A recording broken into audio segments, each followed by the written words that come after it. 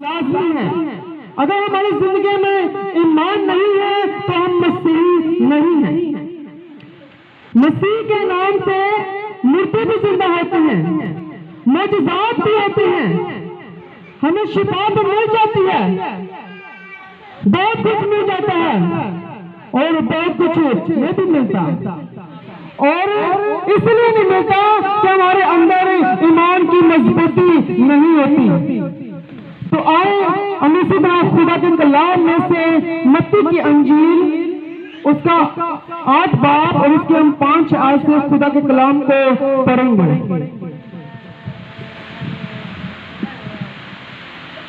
खुदावन के कलाम में यूं लिखा है, और जब वो कफरनहूम में दाखिल हुआ तो एक सूबेदार उसके पास आया और उसकी मिन्नत करके कहा, ऐ खुदावन, मेरा खादिम फलज का मारा घर में पड़ा है और नहायत तकलीफ में है।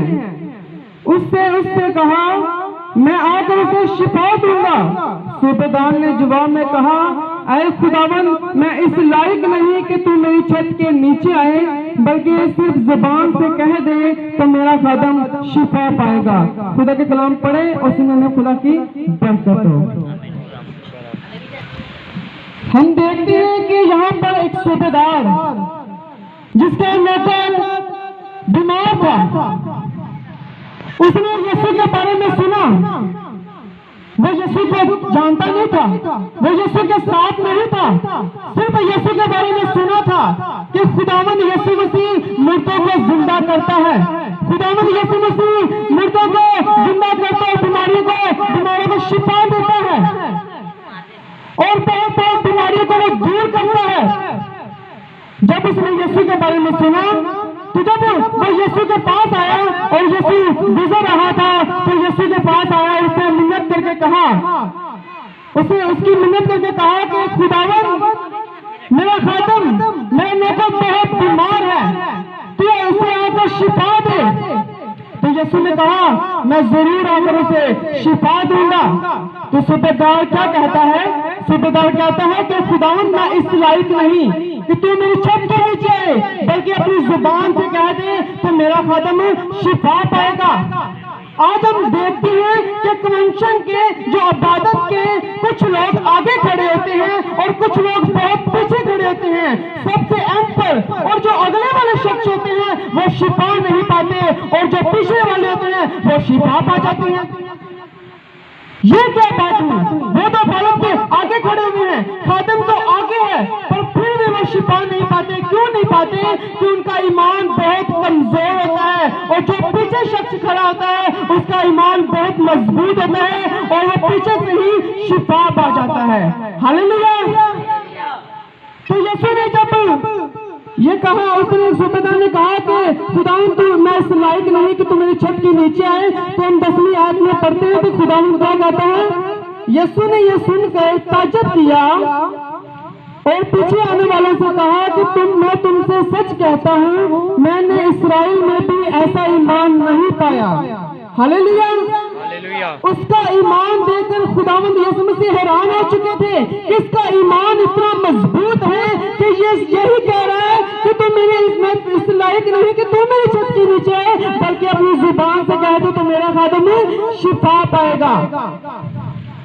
यीशु ने यह ताज्जुब किया, यीशु हैरान हुआ उसके ईमान को देखकर और खुश भी हुआ होगा कि इसका इतना ईमान है कि ये सिर्फ यही कह रहा है कि खुदावंद अपनी जुबान से कह दे। तो उस आए हम देखते हैं 13वीं आयत में, और यीशु ने सूबेदार से कहा, जा, जैसा तूने इत्काद किया तेरे लिए वैसा ही है, और उसी घड़ी खादिम ने शिफा पाई। हालेलुया। जब यीशु ने यह ताज्जुब किया, उसके ईमान को देखकर हैरान हुआ, तो उसने कहा होगा कि इसका ईमान बहुत मजबूत है। तो यीशु ने उससे कहा कि जा, जैसा तू चाहता है, जैसे तूने इत्काद किया, जा, तेरे लिए हो जाएगा। उसके ईमान को देखें कि उसका ईमान कितना मजबूत है। उसका ईमान कितना मजबूत है कि उसने यीशु की जुबान से ही सिर्फ अपनी शिफा को हासिल किया, अपने खादिम को शिफा लेकर दी। ईमान की मजबूती। हमारे अंदर बहुत जरूरी है। अगर हमारे ईमान की मजबूती नहीं होगी तो हम कुछ नहीं कर सकते। हालेलुया। तो हम देखते हैं कि जब याएल की जो बेटी थी वो बहुत बीमार थी, बहुत बीमार थी, और बहुत सारी भीड़ जो है यीशु का इंतजार कर रही थी। तो एक शख्स वो था जो वो बहुत परेशान था, और कलाम में लिखा कि वो खुशी से खुदावंद यीशु मसीह की राह को तक रहे थे, यीशु का इंतजार कर रहे थे खुशी से। और एक शख्स उसमें बहुत परेशान था जाहिर, क्योंकि उसकी बेटी बहुत बीमार थी, जो 12 वर्ष की थी, जो 12 साल की थी। और जब यीशु आया तो बहुत लोग जो है वो बहुत खुश हुए कि खुदावंद यीशु मसीह आ गया है, हमें तालीम देगा, हमें कलाम सुनाएगा। और वो जो बहुत परेशान शख्स था तो उसने क्या कहा, खुदावंद यीशु मसीह की मिन्नत करने लगा कि खुदावंद मेरे घर जाओ, मेरे घर चल, मेरी बेटी बहुत बीमार है, मेरी बेटी बहुत बीमार है। तो उसने कहा कि ठीक है, मैं तेरे घर जाकर उसे शिफा दूंगा तेरी बेटी को। जब वो रास्ते में जा रहे थे तो 12 वर्ष की एक बीमार औरत, जिससे 12 वर्ष से खून जारी था, जो 12 वर्ष से बीमार थी, और कलाम में लिखा कि उसने हकीमों को अपना कीमों से इलाज करवाया, अपना माल दौलत जो है वो खर्च कर चुकी थी और बहुत फ्री हो चुकी थी, और उसने सारी दौलत जो है अपने हकीमों पर, डॉक्टरों पर लुटा दी थी। तो आज हम देखते हैं हमें शिफा नहीं मिलती, हम बहुत सारी मेडिसिन खाते हैं, बहुत बड़े डॉक्टरों से अपना चेकअप कराते हैं, और वो कुछ लिख देता है और कभी कुछ लिख देता है, और हमारे पास जो पैसे वो खत्म हो जाते हैं, हमारे पास उम्मीद नहीं होती। अगर किसी दोस्त से मांगते हैं तो वो भी परेशान होता है, अगर किसी रिश्तेदार से मांगते हैं वो भी परेशान होता है कि मैं इससे पैसे कहां से दूं, और वो बंदे की उम्मीद होती है वो टूट जाती है कि अब मैं कैसे बचूंगा, मेरी बहन कैसे बचेगी, या मेरी माँ कैसे बचेगी, या मेरा बाप कैसे बचेगा, उसके पास कोई उम्मीद नहीं होती। पर मैं आपको बताना चाहता हूँ कि एक उम्मीद है जो आपकी दुआओं को सुनता है। अगर आप रिश्तेदारों से, जो रिश्तेदार हैं वो मदद नहीं करते या काम नहीं आते, दोस्त काम नहीं आते, और बहुत सारे लोग जो काम नहीं आते, तो एक उम्मीद है जो यीशु है, जो सब कुछ करने की कुदरत रखता है, और वो जो है आपके काम आ सकता है, और 24 घंटे आपकी आवाज को सुनने के लिए तैयार है। हालेलुया। मैं आपको अपनी एक गवाही देता हूँ। मेरा सर जो है बहुत दर्द करता था, मैंने पूरा हफ्ता जो है वो मेडिसिन खाई, मुझे जो फर्क नहीं पड़ रहा था, मुझे फर्क नहीं पड़ रहा था, मैं बहुत परेशान था कि मैंने इतनी हाई भी मेडिसिन खाई है और फिर भी मेरे सर को जो है वो ठीक नहीं हो रहा। तो मैंने क्या कहा, मैंने घर से चाबी पकड़ी चर्च की और खुदा के घर गया, खुदावन के हुजूर घुटने टेक कर खुदावन से कहा कि खुदावन तू मुझे शिफा दे सकता है, क्योंकि मेरा ईमान तुझ पर है, मेरा तवक्कुल तुझ पर है, क्योंकि तू ही जो सब कुछ करने की कुदरत रखता है। जब मैंने खुदा के हुजूर झुका और दुआ की, और ठीक 10-15 मिनट के बाद मेरे सर की दर्द जो है वो ठीक हो चुकी थी। हालेलुया। हम देखते हैं कि वो 12 वर्ष की बीमार हो, जिसने अपना माल दौलत हकीमों और डॉक्टरों पर खर्च किया था, वो शिफा नहीं पाई, उसके पास कोई उम्मीद नहीं थी। और फिर क्या करती है वो, जब यीशु के बारे में सुनती है कि यीशु तो सब कुछ करने की कुदरत रखता है, यीशु तो सब कुछ करने की कुदरत रखता है, और जब वो भीड़ के साथ आ रहा था, जब वो भीड़ के साथ आ रहा था, तो जब औरत ने देखा, वो अपनी जीभ में कहती थी कि मैं अगर इसकी पोशाक ही छू लूंगी और मैं अच्छी हो जाऊंगी, मैं इसकी पोशाक ही छू लूंगी और अच्छी हो जाऊंगी। इतना ईमान मजबूत था उसका, ऐसा था ईमान उसका कि वो अपने दिल में सिर्फ कहती थी कि मैं अगर इसकी पोशाक ही छू लूंगी और अच्छी हो जाऊंगी। जब यीशु भीड़ के साथ जा रहा था तो वो चुपके से आई और यीशु की पोशाक को छुआ और यीशु से कुव्वत निकली और जो कुव्वत है उसके अंदर जो फैल गई और उसी घड़ी जो बराबर से बीमार थी और उसी घड़ी उसने शिफा पा ली। हालेलुया। और उसने घड़ी जब उसने शिफा पाई और वो पीछे हट गई, यीशु रुक गया। यीशु ने कहा रुक जाओ, मुझसे कुव्वत निकली है। किसने? पहले उसने कहा कि मुझे किसने छुआ। यीशु ने पीछे मुड़ा और देखा, उसने कहा कि मुझे किसने छुआ। तो वहां पर शागिर्द उसके कहने लगे कि खुदाबंद बीट जो है तुझ पर गिरती जा रही है, तू कैसे कह सकता है कि तुझे किसी ने छुआ है। यीशु ने कहा कि नहीं, मुझे किसी ने छुआ है क्योंकि मुझसे कुव्वत निकली है। यीशु को महसूस हो गया था। यीशु ने कहा मुझे महसूस हुआ है कि मुझे किसी ने छुआ है और मुझसे कुव्वत निकली है और उसने शिफा पाई है। जब यीशु ने ये कहा और वो औरत क्या कहती है, वो कलाम में लिखा कि औरत डरती और कांपती हुई यीशु के पास आई और यीशु से कहने लगी कि ऐ खुदावंद, मैंने तुझे छुआ है। तो यीशु ने फिर क्या कहा, यीशु खुश हुआ उसकी तरफ देखकर, इसने शिफा पा ली है। और यीशु कहने लगा कि खातर जमा रख बेटी, तेरे ईमान ने तुझे अच्छा किया है। हालेलुया।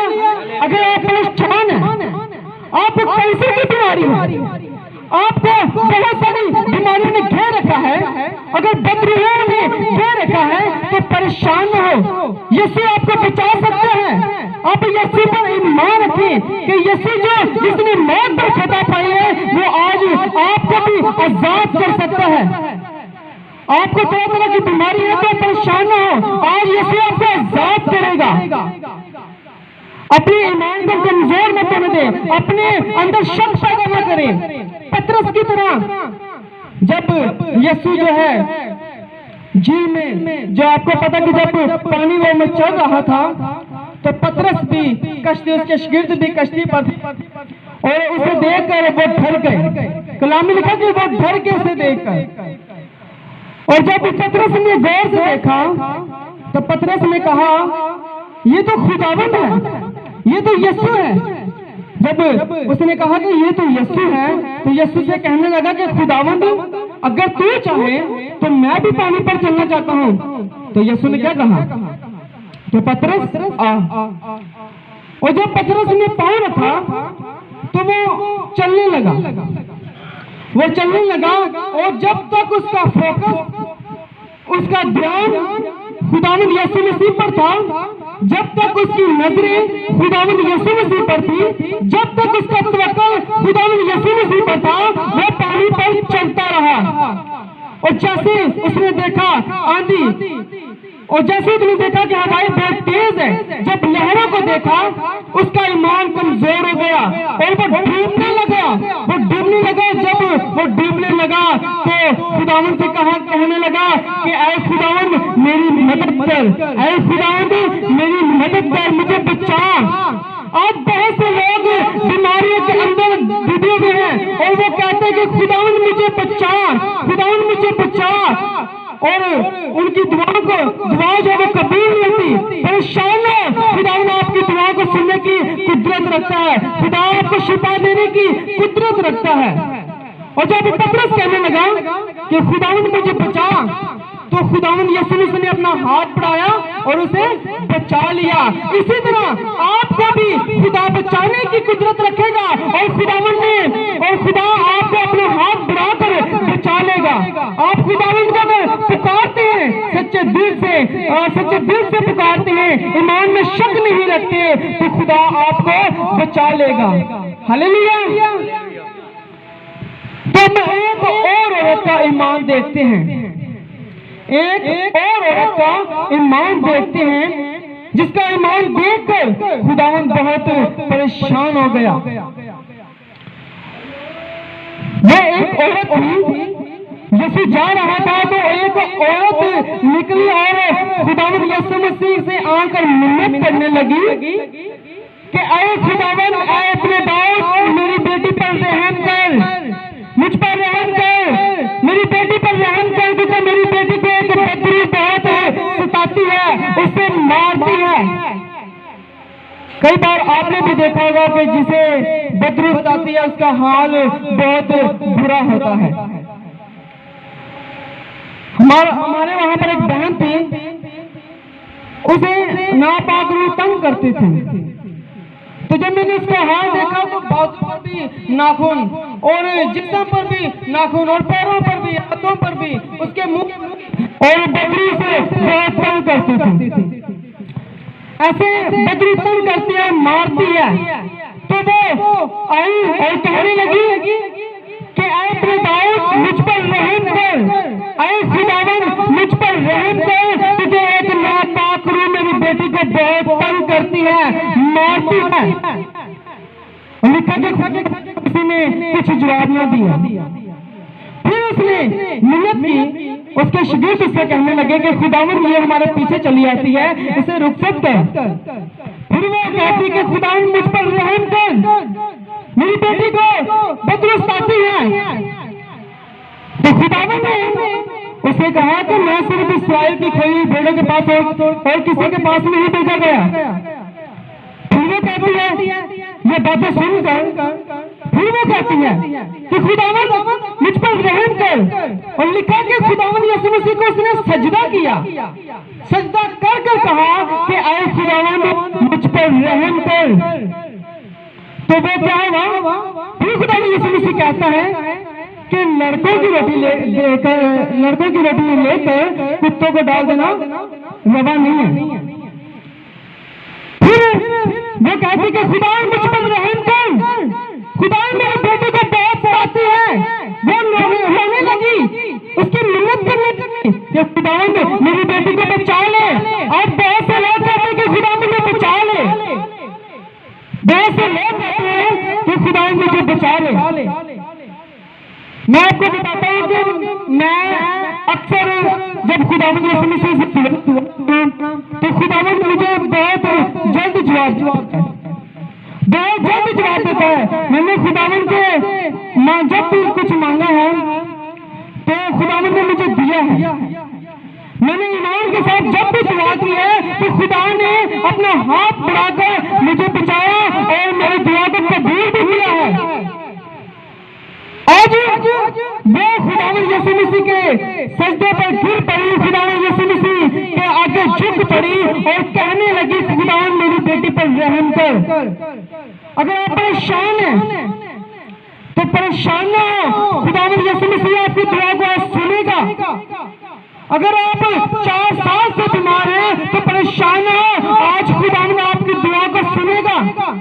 अगर आपको बकरी तंग करती है तो परेशान ना हो, खुदावंद यीशु मसीह आपको आजाद करेगा। खुदा अपने आसमान के नीचे खोलकर आज आपको बरकत देगा। खुदावंद हमारा बड़ा खुदा है, वो रहम और दर्द से बड़ा खुदा है। सोचिए कि जो मौत में फतह पा सकता है वो आपकी बीमारियों को दूर नहीं कर सकता। मैं अक्सर सोचता हूँ कि बीमारियां बड़ी नहीं बल्कि मेरा जिंदा खुदा बड़ा है, जो जिसने मौत पर फतह पाई है। हालेलुया। वो मेहनत करने लगी कि उसे कहने लगी कि खुदावंद मुझ पर रहम कर, मेरी बेटी पर रहम कर, क्योंकि एक नापाक रूह मेरी बेटी को सताती है। तो जब खुदावंद ने कहा कि लड़कों की रोटी लेकर कुत्ते को डाल देना रवा नहीं है, तो फिर उससे कहने लगी कि खुदावंद कुत्ते भी जिन टुकड़ों में से खाते हैं जो मालिक के मेज से गिरते हैं। और उसके ये बातें सुनकर खुदावंद यीशु मसीह परेशान हो गए, उसके ईमान को देखकर कि इसका ईमान बहुत बड़ा है, इसका ईमान कैसा है। मैंने इसे इतनी बातें भी कही और ये फिर भी मेरे हजूर झुकी है, ये फिर भी मुझसे मिन्नत करके कह रही है क्योंकि खुदावंद यीशु मसीह इसके ईमान को खुदावंद यीशु मसीह इसके ईमान को अपना रहे थे और वो कारण को ये गैर कौम की है और फिर भी मुझ पर इतना ईमान रखती है। तो फिर कहा कि तेरा ईमान बहुत बड़ा है, क्या जैसा तू चाहती है तेरे लिए वैसा ही है। हालेलुया। जब वो डर गई होगी, जब उसने अपनी बेटी को देखा होगा, उसकी बेटी तो बहुत अच्छी होगी, उसकी बेटी बहुत अच्छी होगी, उसने बकरी से शिफा पाली होगी और वो बहुत खुश होगी कि खुदावंद ने मेरी बेटी को शिफा दी है। अगर आप चाहते हैं कि बीमारी से आजाद हो तो आप शानो खुदा के हजूर जुड़ जाए ईमान के साथ। अपने ईमान में शक पैदा न करें पतरस की तरह कि हम डूबते नहीं, बल्कि आप इस औरत की तरह ईमान को मजबूत कर ले, ताकि हमें, हमारी माँ को, हमारे घर वालों को, जिसके लिए भी आप दुआ करें ईमान के साथ, खुदावंद से आजाद करे। अगर आप किसी बीमारी के अंदर हैं तो खुदावंद आपको इस बीमारी से आजाद करे। हालेलुया। अगर आप चाहते हैं कि मैं शिफा पाऊं, अगर आप चाहते हैं कि आज मेरी माँ, मेरा भाई, मेरी बहन शिफा पाए, तो आए अपने कदमों पर खड़े हो और अपनी आंखें बंद करें और इसी औरत की तरह अपने ईमान को मजबूत कर लीजिए कि खुदा जो आपको आज आजाद करे, खुदा जो आज आपको ब्लेस करे, खुदा आज आपको छूना चाहता है, खुदा आज आपको बरकत देना चाहता है, खुदा